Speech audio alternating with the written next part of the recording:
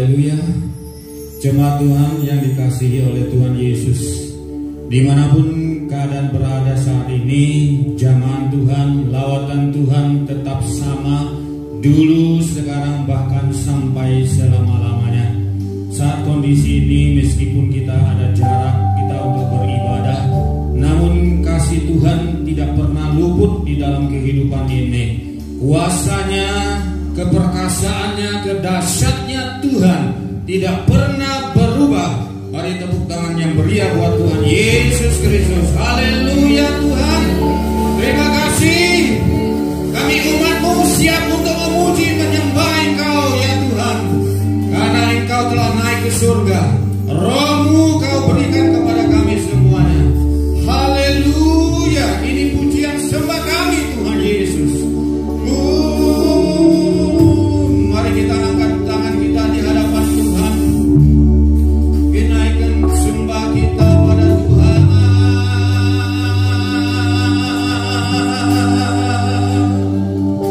Jemaat-jemaat Tuhan yang dimanapun engkau berada saat ini, apapun keadaanmu, angkatlah tanganmu, sembahlah Tuhan Yesus yang sanggup melakukan segala perkara dalam kehidupan ini.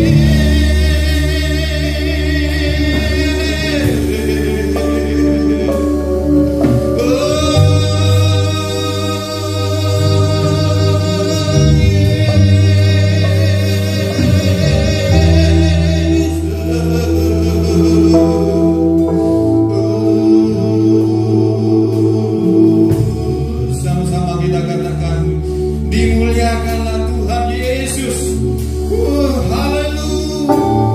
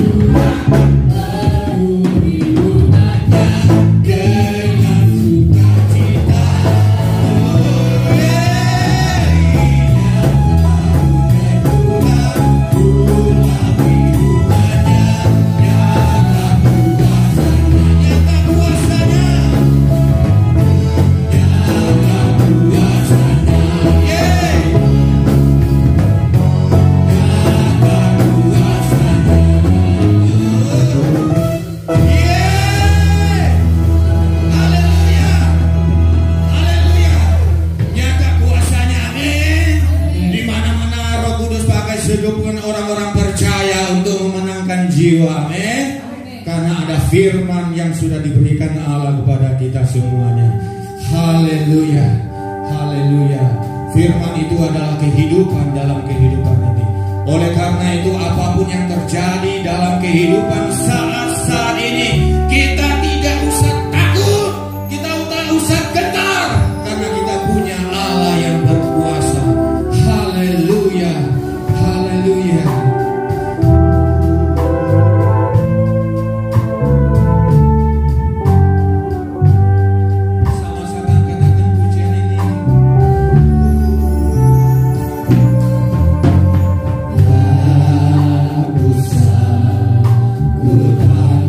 Ku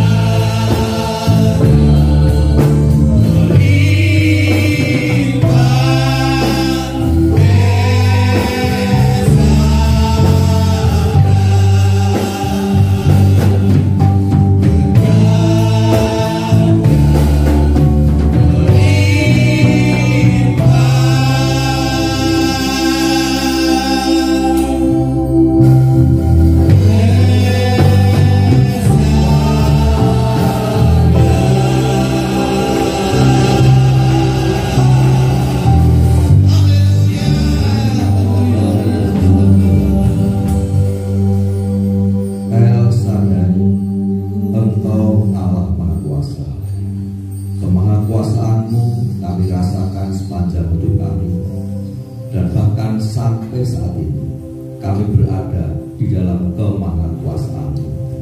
Kami bersyukur di hadapan-Mu buat waktu yang indah. Kami bersyukur buat kesempatan yang indah di mana kami boleh memuji, memuliakan Engkau.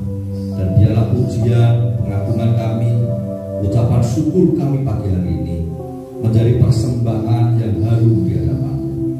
Dan saatnya kami akan mendengarkan sebagian firman-Mu.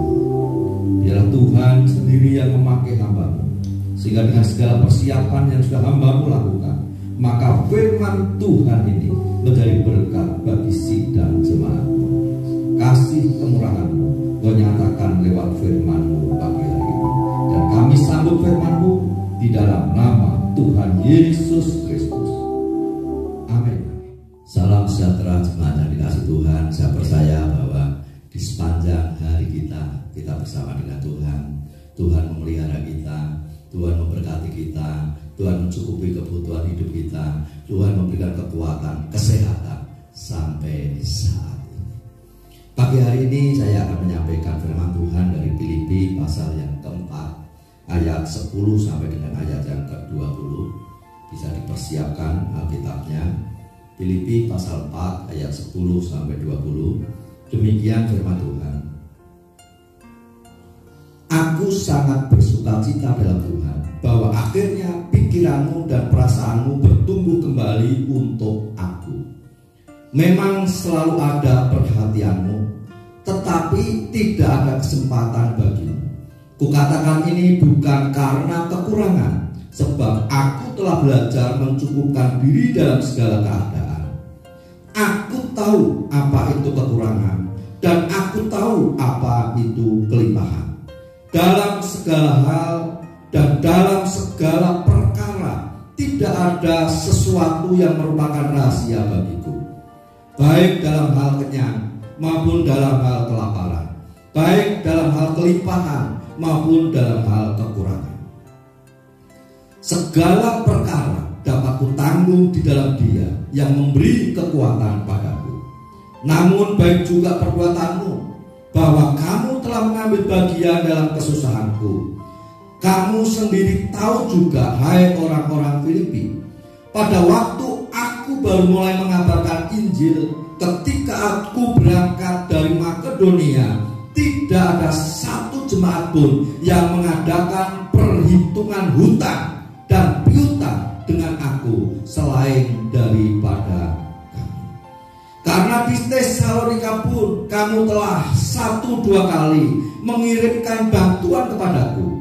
Tetapi yang kuutamakan bukanlah pemberian itu, melainkan buahnya yang makin memperbesar keuntunganmu.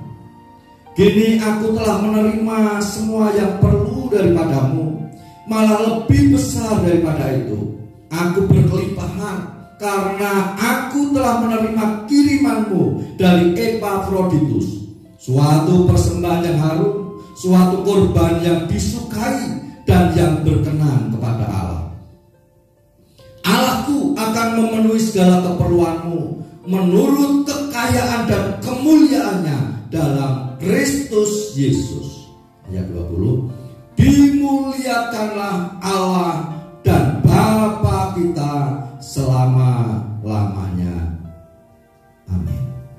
Pagi hari ini saya menyampaikan firman Tuhan dengan tema tidak didikte keadaan. Ya, sekali lagi, tidak didikte keadaan. Saat ini kita masih berada dalam satu masalah, yaitu pandemi corona yang belum selesai. Adanya pandemi virus corona atau COVID-19 ini telah berdampak pada kehidupan dan keseharian masyarakat. Kebijakan PSBB oleh pemerintah telah mengubah kehidupan sehari-hari masyarakat, karena semua kegiatan yang tadinya bisa dikerjakan di luar rumah, sekarang segala sesuatu dikerjakan di rumah saja. Dalam kondisi ini, setiap masyarakat diharapkan dapat dengan situasi baru ini, meskipun secara psikologis tidak mudah. Termasuk saya, Bapak Ibu dan saudara-saudari, kita harus bisa beradaptasi dengan keadaan yang sekarang ini.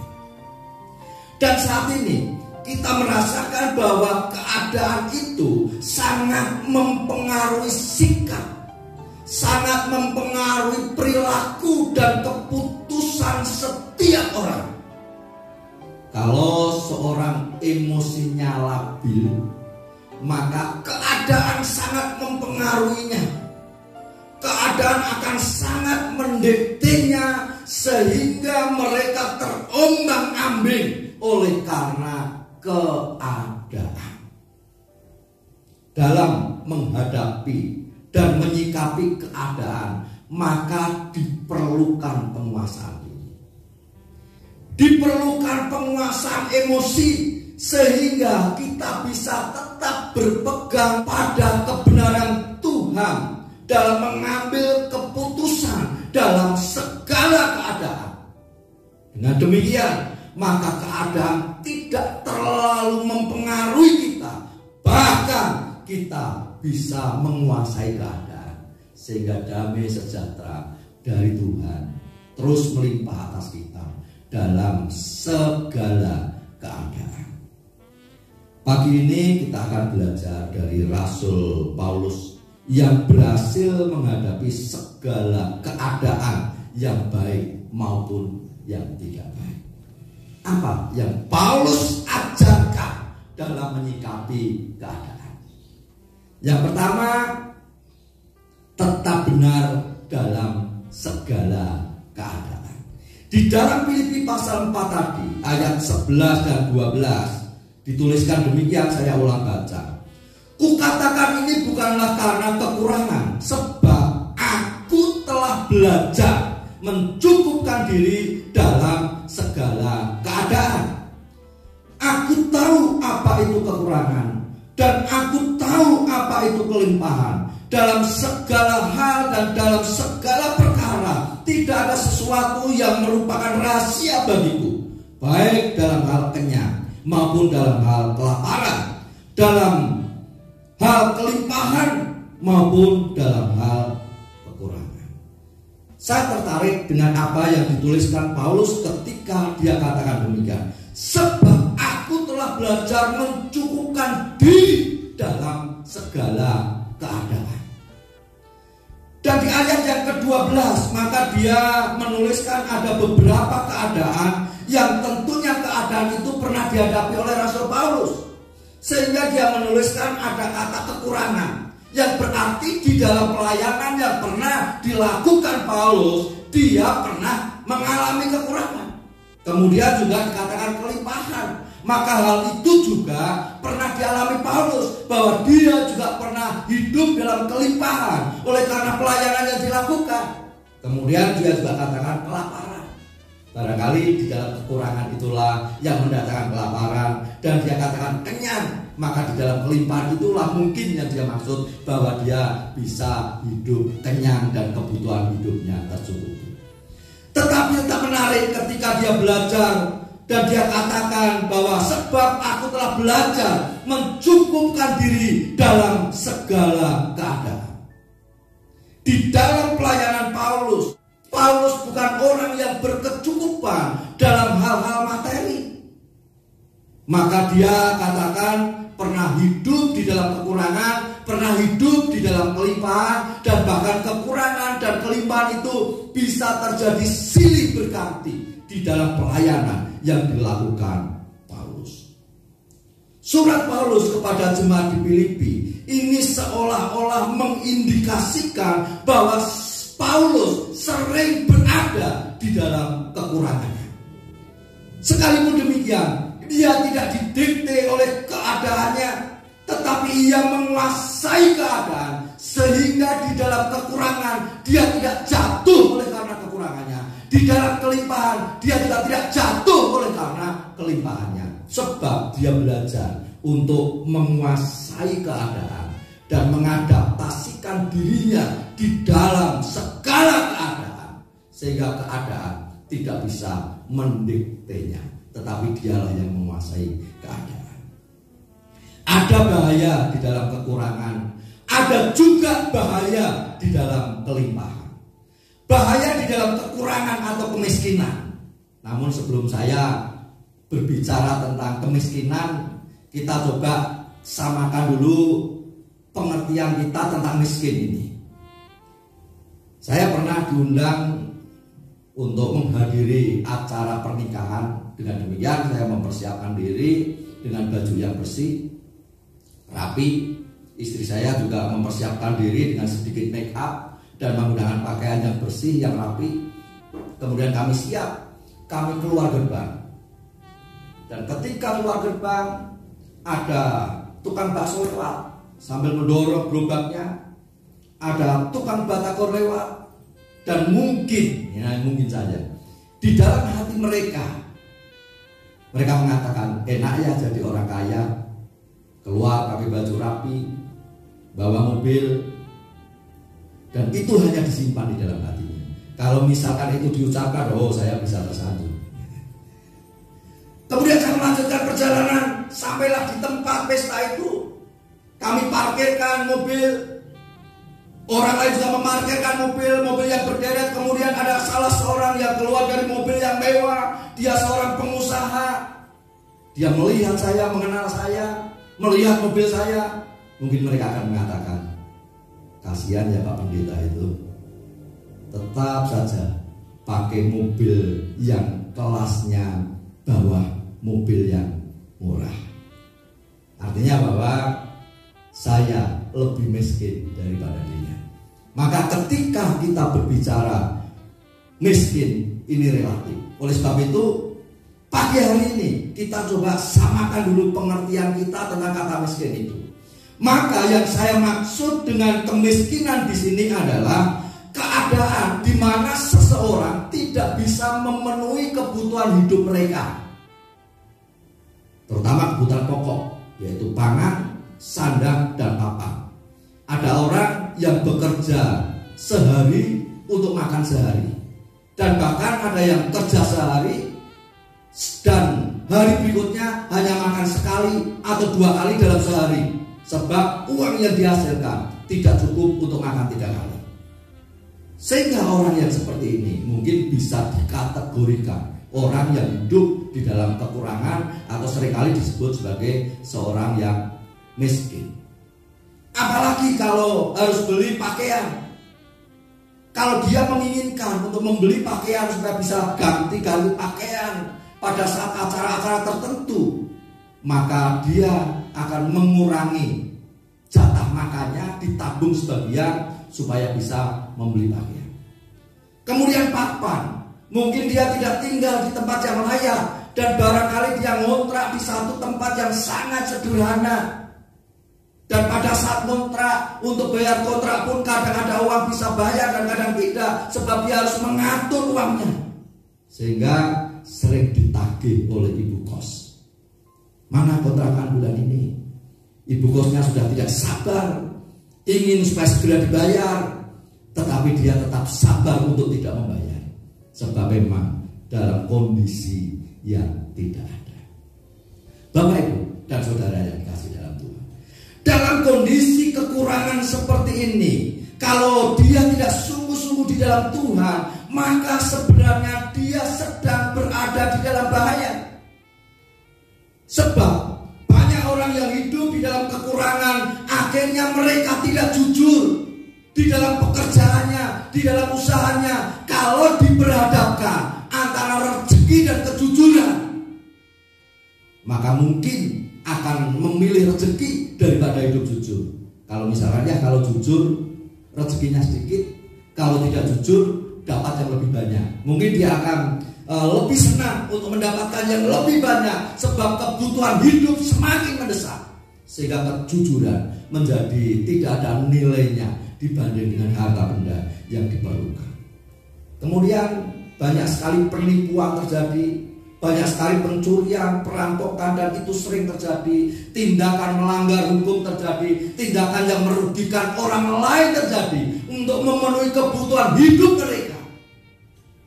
inilah bahaya yang dihadapi ketika hidup di dalam kekurangan dan ketika tidak bisa mengendalikan diri, tidak bisa mengendalikan emosi, dan tidak menguasai keadaan.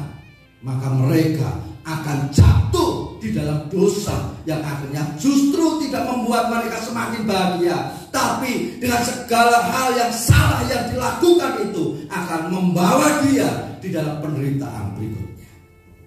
Namun saya melihat bagaimana Paulus, dia tetap berada di dalam kebenaran sekalipun hidup di dalam kekurangan. Bapak, Ibu, dan saudara yang kasih dalam Tuhan, pemerintah memprediksikan angka kemiskinan pasca pandemi corona ini atau pasca COVID-19 ini akan naik antara angka 10 hingga 12% dari angka yang ada sekarang 9,2% dari penduduk yang ada. Yang artinya bahwa tingkat kejahatan pun bisa meningkat oleh karena kemiskinan yang meningkat. Oleh sebab itu, Rasul Paulus mengajarkan kepada saya dan saudara, mengajarkan kepada kita supaya kita bisa menguasai keadaan. Sekalipun kita di dalam kekurangan, namun kita bisa menguasai keadaan itu. Kita menguasai diri kita, kita menguasai emosi kita menguasai keadaan itu supaya kita tetap berada di dalam kebenaran Tuhan. Sehingga kita tidak jatuh di dalam dosa oleh karena kekurangan yang sedang kita hadapi. Tetapi di dalam kekurangan kita juga bisa memuliakan Tuhan. Paulus belajar hidup di dalam kekurangan dan menyikapinya dengan benar. Kemudian juga ada bahaya kelimpahan atau kekayaan, yang artinya ketika orang dipercaya untuk memiliki harta benda yang banyak dan harus mengelola harta benda yang banyak yang dimilikinya, maka sebenarnya mereka pun juga sedang di dalam bahaya. Bapak, Ibu, dan saudara kasih dalam Tuhan, dalam realita masyarakat kita bahwa kepemilikan harta itu menjadi standar kebahagiaan setiap orang. Sehingga mereka bisa menyimpulkan kalau tidak kaya tidak bahagia. Padahal sebenarnya juga tidak seperti itu. Mungkin ya, mungkin tidak. Sebab banyak juga orang yang secara ekonomi hidup tercukupi, tetapi mereka tidak bahagia. Tetapi masyarakat mengasumsikan bahwa orang yang berbahagia itu adalah orang yang memiliki harta yang banyak. Dengan demikian, maka manusia cenderung berlomba-lomba untuk mendapatkan harta kekayaan. Harta kekayaan itu menjadi satu kebutuhan yang mendasar yang dicari setiap orang. Mereka berusaha mengumpulkan sebanyak-banyaknya untuk memenuhi hidupnya, dan bahkan bukan untuk memenuhi hidupnya saja, tetapi untuk mencapai kebahagiaannya. Maka mereka mengumpulkan harta sebanyak-banyaknya. Sebenarnya tidak ada yang salah dengan harta benda itu sendiri. Ketika harta benda itu dipandang sebagai berkat yang diberikan oleh Tuhan untuk memenuhi kebutuhan hidup kita. Yang menjadi salah adalah ketika kita memposisikan harta benda itu sebagai Tuhan kedua dalam hidup saya dan saudara. Itulah yang menjadi salah. Yang menjadi salah adalah kalau kita atau hidup kita hanya tertuju kepada harta benda itu, bahwa harta benda itu adalah segala-galanya dalam hidup kita. Itulah yang menjadi salah. Sehingga Rasul Paulus dia belajar untuk menyikapi ini dengan benar. Dia belajar untuk hidup di dalam kekurangan dan bersikap yang benar. Dia belajar untuk menyikapi kelimpahannya dengan benar, sehingga dia tidak jatuh di dalam dosa, baik di dalam kekurangan maupun di dalam kelimpahannya. Banyak orang jatuh pada saat kelimpahan harta, pada saat mereka memiliki harta yang banyak dalam hidupnya. Yang seharusnya harta itu mendatangkan kerendahan hati untuk dia berusaha bersyukur dan bisa berbagi kepada orang lain. Tetapi ada juga mereka yang sudah diberkati menjadi kaya, namun justru hatinya berubah, menganggap orang yang miskin itu tidak berharga, tidak berarti. Dia tidak bisa menghargai orang yang dianggap miskin. Dia memperlakukan semena-mena orang yang dianggap miskin, apalagi yang bisa dibayar. Dan bahkan seringkali terjebak untuk menjadi ratu atau raja yang dihormati, yang harus dihargai, yang membayar orang, yang membeli orang, yang penting orang itu nurut apa yang dikatakannya. Dan yang menjadi bahaya lagi, ketika kelihatannya rohani, memberikan persembahan yang begitu besar, memberikan berkat yang begitu besar kepada hamba Tuhan, tetapi dengan satu tujuan, untuk menguasai hamba Tuhan atau untuk menjadi orang yang harus dihargai, dihormati, maka saya katakan, saudara kalau memiliki hati dan sikap seperti itu, saudara sedang berada di dalam bahaya oleh karena harta benda. Dan seringkali dengan harta benda yang dimiliki, yang tadinya bisa hidup sederhana, menjadi hidup glamor, pesta, pora dan sebagainya, dan bahkan segala keinginan hawa nafsunya dituruti. Harta benda bukan lagi menjadi satu kebutuhan hidup, tetapi harta benda menjadi pemenuhan kebutuhan hasrat yang duniawi, sehingga membawa semakin jauh dari Tuhan. Oleh sebab itu, kalau kita tidak menyikapi secara benar berkat-berkat yang Tuhan berikan, yang Tuhan percayakan kepada kita, maka justru hal itu akan membawa kita jatuh. Tetapi ketika kita bisa menyikapi dengan benar, memperlakukan harta itu dengan benar, maka saya percaya engkau bisa menikmati hartamu dan Tuhan dimuliakan dengan apa yang kau miliki. Firman Allah mengatakan dalam Matius pasal yang ke-6 ayat 21, karena di mana hartamu berada, di situ juga hatimu berada. Kalau hidup manusia hanya tertuju kepada harta benda, bahkan harta benda itu adalah segala-galanya, rela melakukan apa saja yang dia benar dilakukan untuk mendapatkan harta benda, maka kata firman, di situ juga hatimu. Tetapi Paulus di sini belajar hatinya tertuju kepada Tuhan. Di dalam kelimpahannya pun hatinya tertuju kepada Tuhan, sehingga harta benda tidak membuat Rasul Paulus jatuh, namun justru membuat Rasul Paulus semakin menyadari keberadaannya yang tidak berarti tanpa Tuhan, sebab Tuhanlah yang memberikan harta benda itu kepada Rasul Paulus. Maka saya melihat bahwa Rasul Paulus di sini dia memiliki satu sikap yang benar terhadap harta bendanya. Dalam keadaan keberkatan, tetaplah engkau mengarahkan hatimu kepada Tuhan, sebab Tuhanlah yang memberkatimu. Tuhanlah yang mempercayakan harta benda itu dalam hidupmu. Jangan kau jadikan harta benda itu menjadi Tuhan yang kedua, dan kau menjauhkan diri dari Tuhan yang sebenarnya.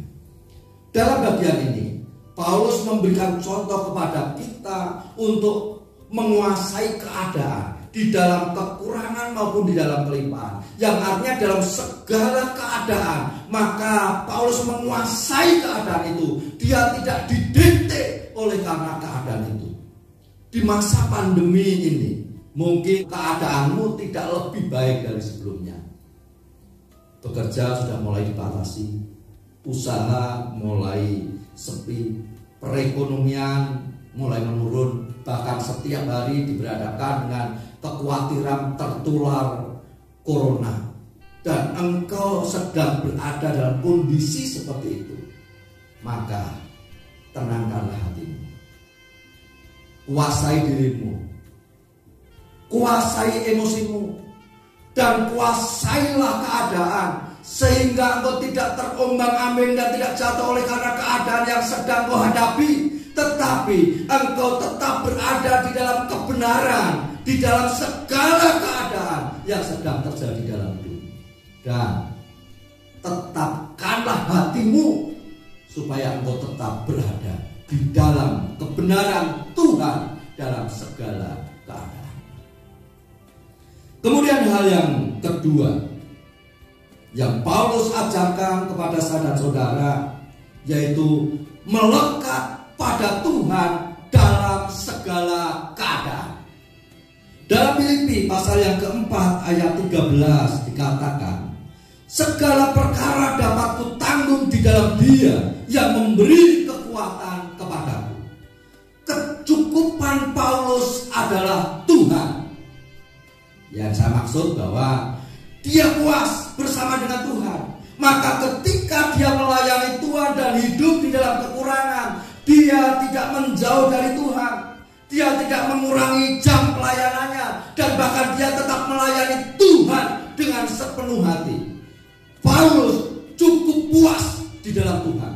Dan Paulus juga menempatkan Tuhan sebagai penolong di dalam hidupnya. Sehingga dia tidak mengandalkan kekuatannya sendiri. Dia juga tidak mengandalkan orang lain, sekalipun dia memerlukan orang lain. Paulus dia mengalami kesengsaraan secara fisik.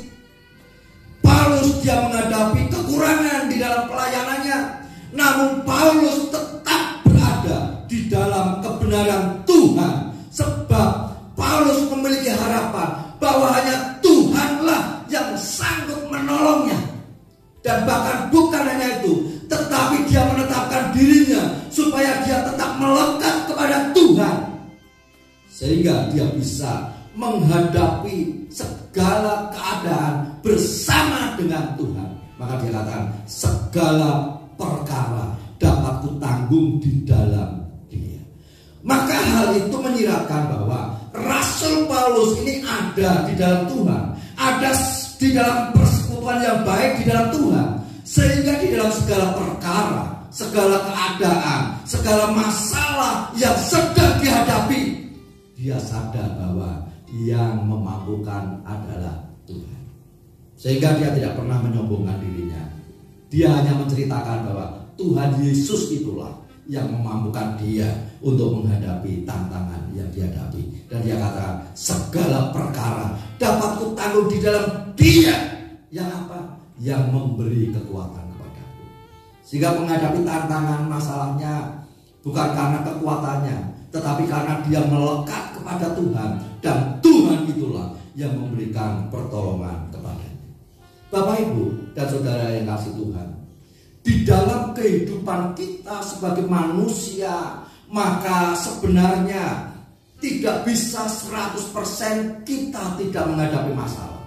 Dan bahkan di sepanjang kehidupan kita merasakan dan kita menghadapi masalah demi masalah yang kita hadapi. Dan bahkan saat ini bersama dengan orang banyak, kita pun sedang menghadapi masalah pandemi corona. Apakah Tuhan tidak baik? Apakah Tuhan yang engkau layani Tuhan itu berlaku curang? Apakah Tuhan yang berkuasa tidak berkuasa menolong hidupmu?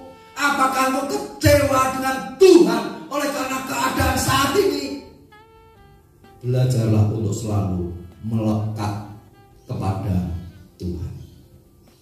Rasul Paulus dia melayani Tuhan secara luar biasa, dan bahkan dia mengatakan, karena bagiku hidup adalah Kristus dan mati adalah keuntungan.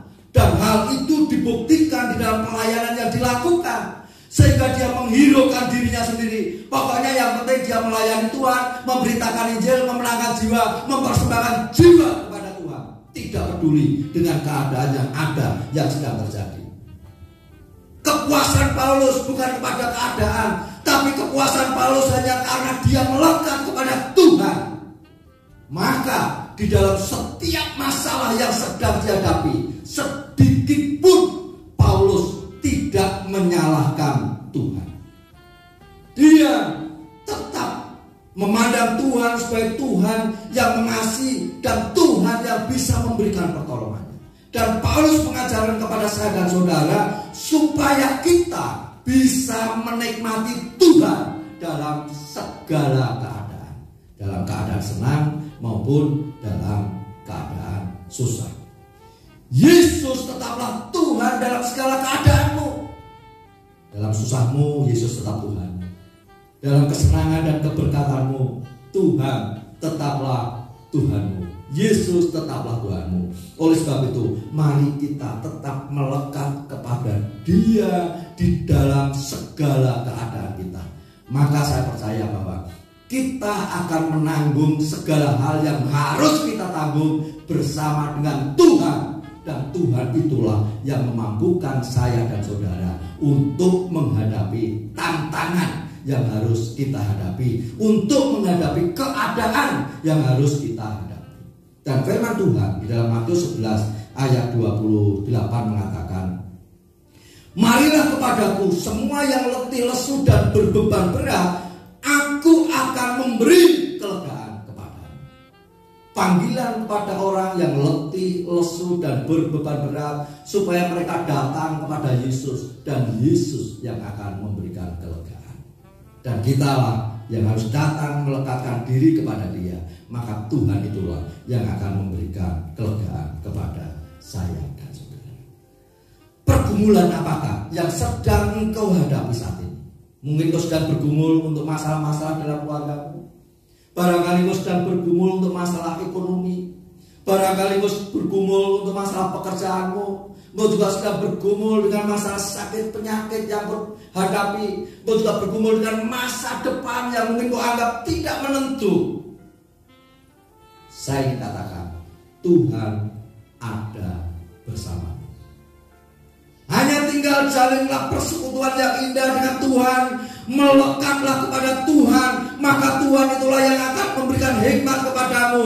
Tuhan itulah akan yang memampukanmu untuk memberikan pertolongan kepadamu menghadapi tantangan dan keadaan yang harus kau hadapi. Dan katakan hari ini, segala perkara dapat kutanggung di dalam Dia yang memberi kekuatan kepadamu. Katakan, segala perkara dapat kutanggung di dalam Dia yang memberi kekuatan kepadaku. Kemudian hal yang ketiga yang Rasul Paulus ajarkan, berbuat dalam segala keadaan.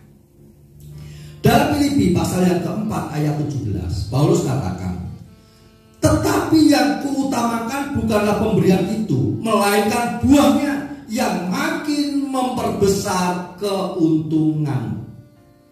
Paulus menuliskan surat dari penjara Roma kepada jemaat Filipi untuk mengucapkan terima kasih atas persembahan yang mereka berikan melalui Epafroditus.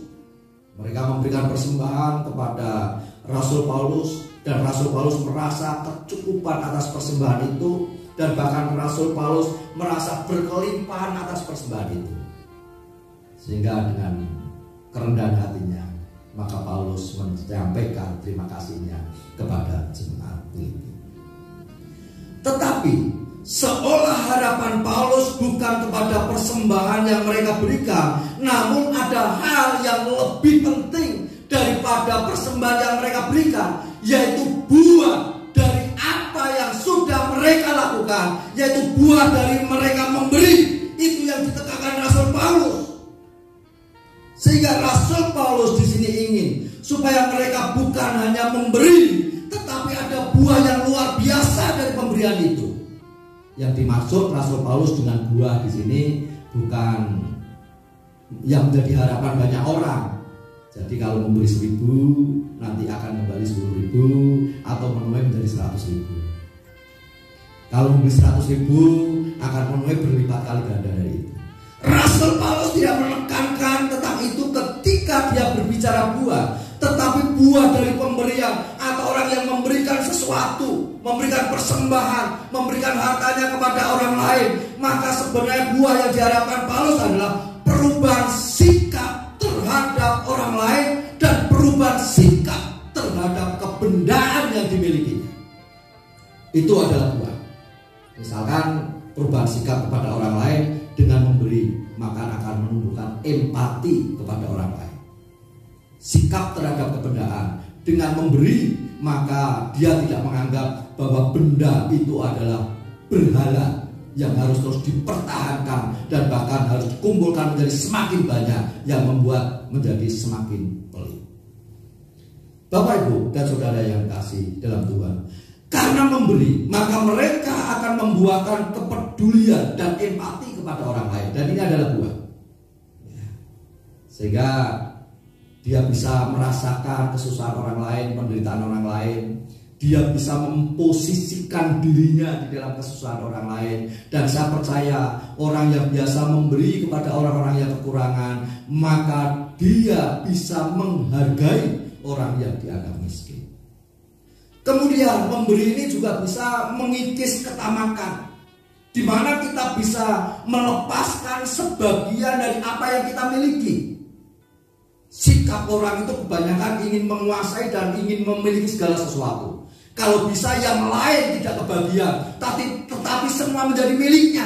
Maka dengan memberi, maka kita belajar untuk melepaskan apa yang kita anggap menjadi milik kita, bahwa itu adalah milik orang lain yang harus kita berikan kepada orang lain.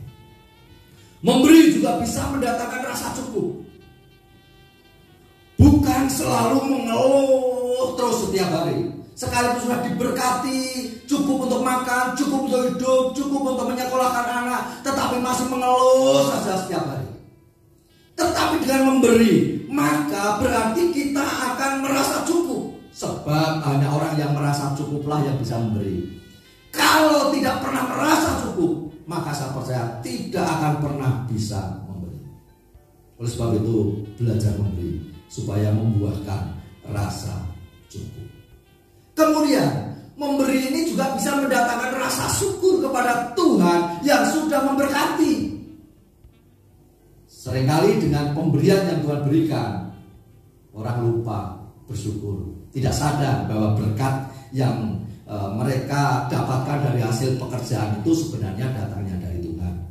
Mereka hanya berpikir bahwa apa yang didapatkan itu dari jerih lelahnya, lupa bahwa Tuhan yang memberi. Tetapi dengan memberi, baik itu persembahan, korban untuk pekerjaan Tuhan, untuk orang lain, maka hal itu akan menumbuhkan rasa syukur kita kepada Tuhan, sehingga kita bisa bersyukur, Tuhan terima kasih Engkau memberkati, dan dia akan berbagi dengan apa yang Tuhan berikan. Jadi Bapak Ibu dan Saudara yang dikasihi Tuhan, Paulus menekankan bahwa hal yang terpenting dari pemberian adalah buah dari pemberian itu sendiri, yaitu satu kebiasaan yang baik dan bahkan hal-hal yang lebih dalam daripada apa yang diberikan, yaitu perubahan di dalam hidup, sikapnya terhadap orang lain, dan sikapnya terhadap kebenaran, juga sikapnya terhadap Tuhan oleh karena berkat yang sudah Tuhan berikan. Dan itu menjadi sesuatu yang lebih penting, dan itu bisa dimulai, diawali dari memberi. 1 Timotius pasal 6 ayat yang ke-6 mengatakan, memang ibadah itu kalau disertai rasa cukup memberi keuntungan besar. Kalau Bapak Ibu saudara-saudari beribadah kepada Tuhan tetapi tidak pernah mempunyai rasa cukup, selalu kekurangan sehingga tidak bisa berbagi, selalu kekurangan sehingga tidak pernah bersyukur kepada Tuhan, engkau rugi, karena engkau tidak akan bahagia dengan apa yang Tuhan berikan.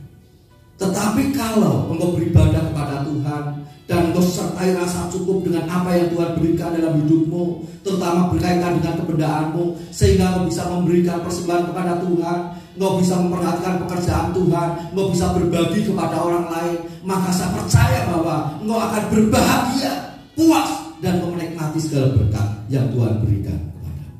Sehingga Paulus mengingatkan kepada saya dan saudara supaya di dalam memberi, maka kita memberi dengan tulus sehingga ada buah-buah yang kita terima dari pemberian. Dalam suasana pandemi corona, kami bersama dengan beberapa jemaat, kami melihat dan kami terlibat dalam kepedulian memberi. Dan tentunya harapan kami ketika kami belajar untuk berbagi, belajar untuk memberi, ini didasari dengan empati, simpati, dan kepedulian. Bukan ada kepentingan diri sendiri untuk mendapatkan pujian ataupun pengakuan. Memberi tidak harus menunggu kaya, karena memberi itu adalah sikap hati. Orang kaya belum tentu bisa memberi. Orang miskin bukan berarti tidak bisa memberi. Tetapi kalau kita memiliki satu sikap hati untuk memberi, maka saya percaya bahwa sikap hati itulah nantinya yang akan muncul dalam perbuatan kita. Sikap hati itulah yang akan terwujud di dalam perbuatan kita. Sikap hati yang ingin memberi, maka hal itu mendorong kita sehingga kita akan memberi dengan tulus. Paulus mengharapkan supaya jemaat di Filipi bukan hanya sekedar memberi, tetapi supaya mereka memberikan dengan tulus dan mereka menerima buah akibat dari apa yang mereka lakukan. Dan Paulus juga menegaskan kepada jemaat di Filipi, ketika dia mempersembahkan persembahannya kepada Tuhan, maka Tuhanlah yang akan memenuhi kebutuhan hidup mereka. Artinya bahwa mereka tidak akan kekurangan oleh karena mereka memberi. Dan di dalam Filipi 4 ayat 19 katakan, Allahku akan memenuhi segala keperluanmu menurut kekayaan dan kemuliaannya dalam Kristus Yesus. Mari saat ini kita belajar memberi dengan tulus sehingga pemberian kita menghasilkan buah, yaitu sikap kita terhadap orang lain, simpati dan empati kita terhadap orang lain, dan sikap kita terhadap kebendaan yang Tuhan berikan kepada saudara saudara, sehingga kita bisa mengatur dengan bijak, memakai dengan bijak, dan kita tidak bersalah oleh karena harta benda yang Tuhan berikan kepada saya dan saudara. Saya akan menyimpulkan apa yang saya sampaikan, Bapak, Ibu, dan saudara yang dikasihi dalam Tuhan. Kita hidup dalam segala keadaan baik maupun dalam keadaan yang buruk. Janganlah engkau didikte dan dibingungkan oleh keadaan, tetapi kuasailah keadaan itu dan serahkan dirimu kepada Tuhan, melekatlah kepada Tuhan dalam segala keadaanmu. Maka sama saya, Tuhan yang memberi hikmat kepadamu, Tuhan yang memberikan kemampuan kepadamu untuk menghadapi segala keadaan yang harus menghadapi, sehingga engkau menang atas segala keadaan yang harus engkau hadapi. Tuhan memberkati. Jemaat dan kasih Tuhan, berdiam dirilah senang di hadapan Tuhan pagi hari ini. Renungkan firman Tuhan yang sudah kau terima. Biarlah pagi ini kau belajar seperti Rasul Paulus. Glory, haleluya, haleluya.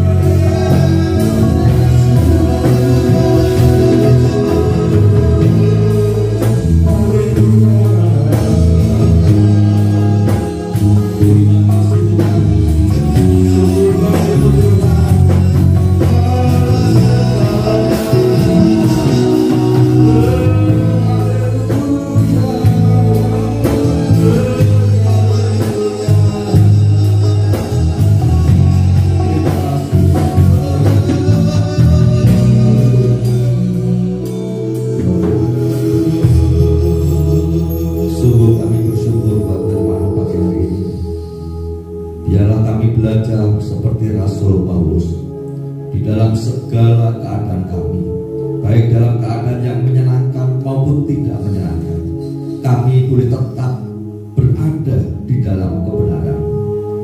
Dan biarlah kami juga belajar seperti Rasul Paulus, kami boleh tetap mengandalkan Engkau di dalam segala keadaan kami, menempatkan Engkau sebagai Tuhan dalam segala keadaan kami. Dan terlebih Tuhan, supaya di dalam segala keadaan kami juga, maka kami boleh terus berbuat, terlebih lewat korban pemberian kami, maka akan mendatangkan simpati, mendatangkan empati, bahkan mendatangkan kemuliaan bagimu. Dan hati kami tidak terlalu rakus untuk berkuasa atas segala kebenaran kami, namun kami boleh bersikap yang benar atas segala sesuatu yang Kau berikan kepada kami. Dan pagi hari ini kami juga bersatu hati, kami berdoa buat negeri kami. Kami bersyukur kalau negeri kami selalu berada dalam perlindungan-Mu, sekalipun dalam keadaan masalah saat ini, namun kami tetap merasakan kasih dan kemurahan-Mu yang terus berlimpah atas negeri kami. Pulihkan negeri kami dari keadaan COVID-19 ini Tuhan. Pulihkan negeri kami dari segala penyakit ini, dan biarlah negeri kami boleh pulih oleh karena kemurahan dan pertolongan. Terlebih di saat-saat Lebaran hari raya Idul Fitri saat ini Tuhan, di mana banyak orang saling bertemu satu dengan yang lain, namun kami hanya mohon kemurahan-Mu. Biarlah semua yang terjadi atas bangsa negeri kami tidak mendatangkan sesuatu yang tidak baik atas bangsa negeri kami, namun bangsa negeri ini tetap berada di dalam perlindungan-Mu, sehingga COVID-19 tidak menyebar dan bahkan bisa diselesaikan dengan baik. Dan kami percaya semua berada di dalam kekuasaan-Mu.